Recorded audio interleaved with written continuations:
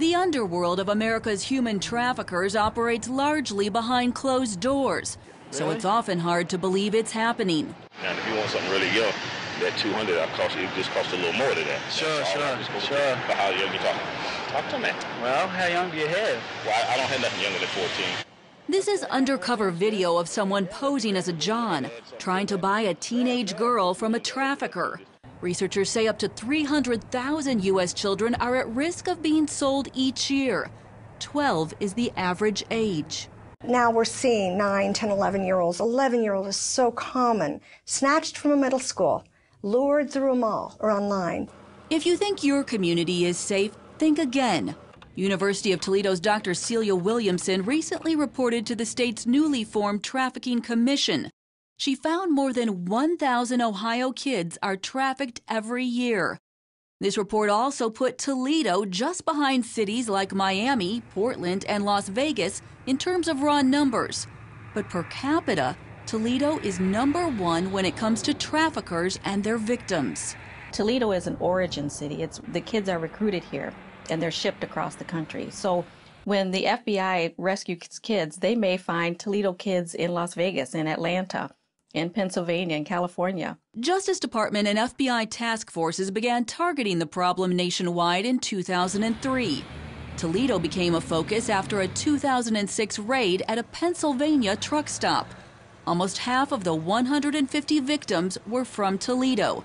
Even more concerning, 17 of the 18 traffickers also called the city home. I don't necessarily think that there's more here. FBI agents aren't convinced that more trafficking happens in Toledo than other cities. Agent Dave Dustin believes that if you look for it, you will find it. To the untrained eye, however, trafficking is often hard to see.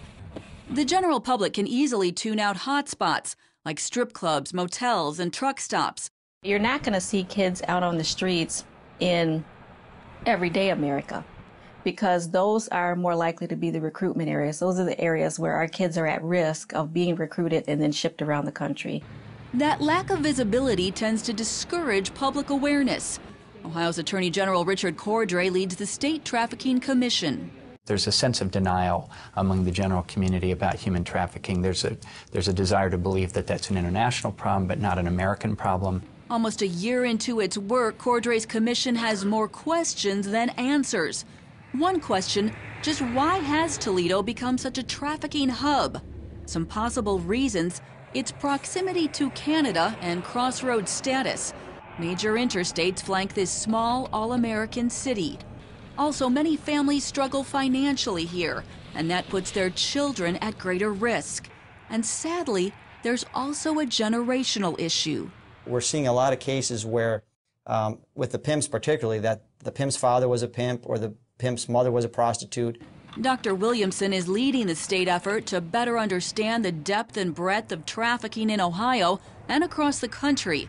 Another question, just how to help the children once they're rescued. Right now, what happens in our country is a kid is involved in the sex trade, traumatized by her traffickers, rescued by law enforcement, handcuffed and put in detention centers across the U.S. Most of the girls have no self-esteem by the time we get them.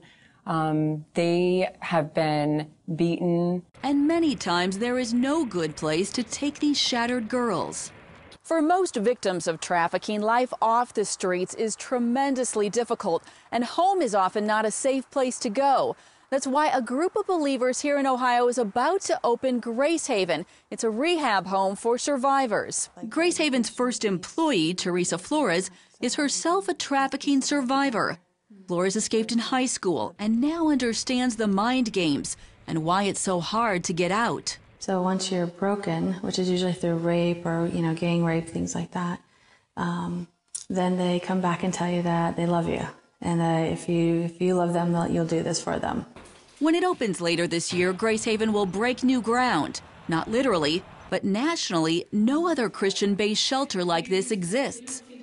Grace Haven founder Dr. Jeffrey Barrows is also helping to oversee 4 similar up-and-coming ministries across the country. There's just been, I think, a larger uprising, especially in the faith-based community, of people realizing that, wait a minute, this is going on all around us, and we need to rise up and do something about it. That's the challenge, what to do.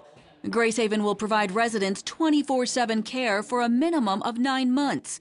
It will offer individual counseling and training in life skills. But there is a price to pay for breaking this ground. There is next to no research to help develop curriculum.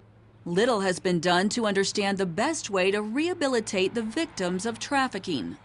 You know that this is wrong. You know you don't want to do this. Nobody wants to do this, but you don't know any way out. Like you can't, you don't have any options. You feel like there's nobody that would understand you. They have to understand that that was just one piece of the puzzle of them. That's just one part of them. So really teaching them you're more than this, you know, and that's like the place to start at, and that God loves you. At stake, lives that hang in the balance.